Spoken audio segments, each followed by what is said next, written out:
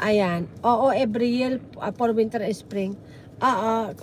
Dito perfect ang weather. Oo, 'di ba? Parang Pilipinas 'yan eh, pero sobrang init diyan, 'di ba? Pag sobrang init, mainit talaga. Ilang degree? Parang pili ko umabot ng 110 diyan eh sa Arizona. Summer ang mainit dito. Oo. Pero diyan din ba? Nagwi-winter din Arizona. Ayan, daming natrap dito dahil sa kapalang snow. Oo. Oo, Canada. Alam mo ba, dito nga sa USA, walang masyadong stock ang mga groceries. Kasi nga, ang daming part of the USA talaga. Natrap talaga sa snow. Kaya, yung mga, delivery, talagang na-postpone talaga. Ayan, ba't parang ayan, 55 degree now. O, 55. So, malamig pala dyan, Arizona. Pero nag-i-snow ba dyan sa, sa Arizona? Nag-i-snow pala sa Arizona, hindi ko alam. Teka, yung ID ko. Ayan, pero nag-frozen din minsan. Yung isang araw, frozen. Nagpo-frozen siya, lumalamig, pero hindi siya nag-i-snow, di ba? Dito sa Washington, walang snow, malamig lang. Oo nga, malamig lang. O, maganda pala sa Arizona. Oh. Para din palang ito, Washington State. Ang Washington State naman nag-i-snow rito, pero hindi siya every year. Hindi siya every year nag-i-snow. At saka nag-i-snow dito pag February.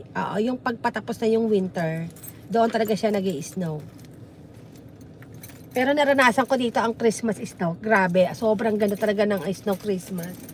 Parang gusto ko yun eh, yung nag-i-snow siya pag Christmas. Kasi holiday talaga yun eh. Ayan, 2 hours away, may snow kasi may mountain doon sa Flagstaff. Kaya kami nag-imbak ng food pag summer kasi mahirap sa winter. Hindi natin alam ang dala ng panahon. Oo, farm girl, natural yan. Pagkain talaga, at saka yung mga kailangan talaga, mga battery, gas, 'di ba? Tapos tubig, lahat talaga, teka muna, farm girl, meron kayong generator. Sigurado si farm girl, may generator yan kasi may farm yan eh. Ayan. Dito sa 2 feet na snow, not enough para sa mga farmers. Para sa mga 2 feet na snow, not enough para sa mga farmers. Teka muna, 2 feet. Ano ba yan?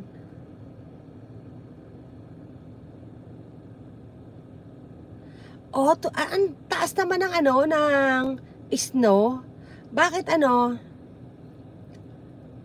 Grabe, ang kapal naman ng snow dyan. Samantalang dito sa Washington State, 7 inches.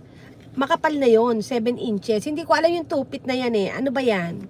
Sobrang kapal, sobrang laki naman noon kung 2 feet. Ayoko ng snow, nakakapagod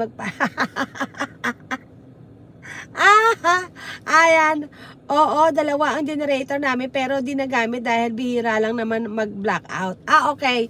Pero mas maganda talaga kung meron. Teka muna, yung nagpapala. Oo, naranasan ko din magpala eh.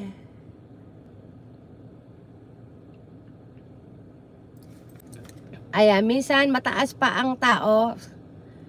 Minsan mataas pa ang tao, ang lalim ng snow. O, ganun ba?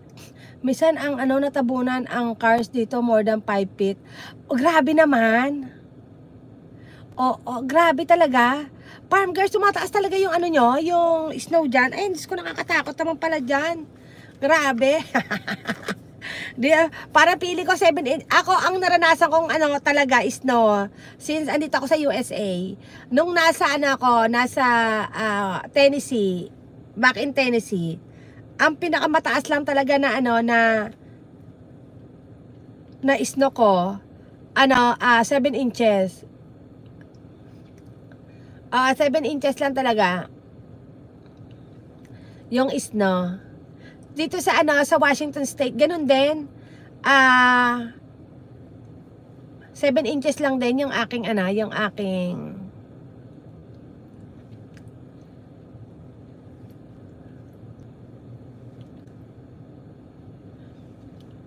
Ayan, ako 2 inches lang.